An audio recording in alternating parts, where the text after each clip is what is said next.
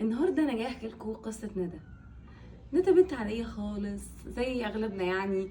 كبرت في بيت عادي خالص، لعب وهزار وتنطيط، ودخلت المدرسه. واول ما دخلت المدرسه ندى بدات تتعرف كده على كلمه كانت اول مره تسمعها، وهي كلمه النجاح. ندى حبيبتي لازم تبقي الاولى على المدرسه، ولا انت عايزه يعني بنت خالتك تبقى احسن منك؟ لا، انا بنتي مش اقل من بنت خالتها، لازم تتفوقي في دراستك. والسباحه، طب ان السباحه اساسيه مفيش نقاش فيها. اما بالنسبه للغه بقى فطبعا يعني مفيش حد دلوقتي ما بيتعلمش اللغات، فلازم هتتعلميها ان شاء الله. ما تبدا انها كده تفكر في كل الحاجات دي وتحس انه ايوه صح، انا لازم اكون ناجحه ولازم اكون الاولى. اصل في الدنيا دي محدش بيفتكر التاني، كلنا بنفتكر الاول وبنسقف له، وانا عايزه اكون الاولى. ومن هنا بتبدا قصه ندى. قصه ندى والوصول للنجاح.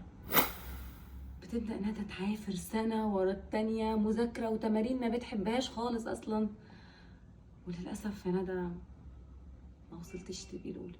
ومن هنا بتبدا انها تسمع كلمه جديده: فشل.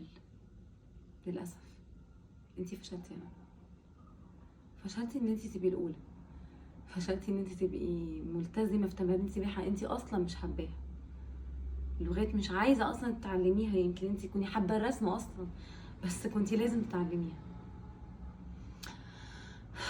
بتعافى ندى تاني وبتفضل تحاول وتخلص المدرسه، بتخش ندى الجامعه. اي نعم يعني هي مش كليه قمه بس مش مشكله، وبتقرر انها انا هبدا بدايه جديده وهدور على نجاح، وبتسال اللي حواليها هو انا المفروض اعمل ايه عشان اكون ناجحه في الكليه.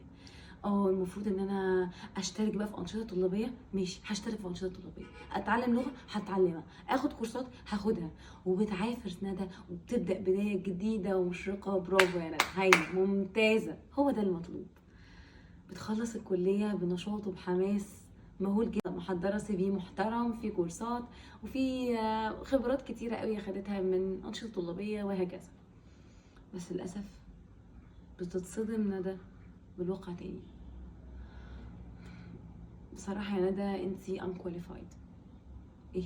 معلش حضرتك انا ايه؟ unqualified. ما عندكيش خبره. ايوه يعني الخبره دي انا هجيبها منين اساسا؟ هو انا اشتغلت؟ مش المفروض اشتغل عشان تدوني الخبره؟ لا، الحقيقه ان احنا بنعين ناس اوريدي عندها خبره. انت ما عندكيش خبره، اذا انت مالكيش مكان عندنا.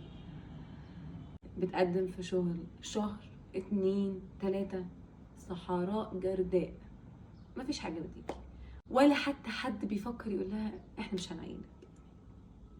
في اللحظه دي بتبدا انها تخش في موجه اكتئاب رهيبه، الاشرس من نوعها. بتقفل كل حاجه، بتنعزل عن العالم خالص، وبتسرح وبتفكر هو انا عشت السنين دي كلها بعافر عشان ايه؟ عشان انجح؟ طب ما انا برضو ما نجحتش. حياه وسنين ما حسيتش بطعمهم، عدوا كده يمكن مش فاكره فيهم تفاصيل اساسا. نسيت اقعد مع اهلي، نسيت افرح بطعم اكل حلو، نسيت اضحك من قلبي، نسيت استمتع بخروجه حلوه كان فيها تفاصيل كتيره وسط عيلتي.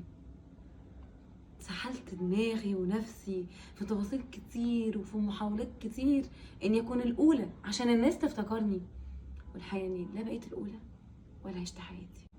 وهي دي قصتك انتي والف وظيفه.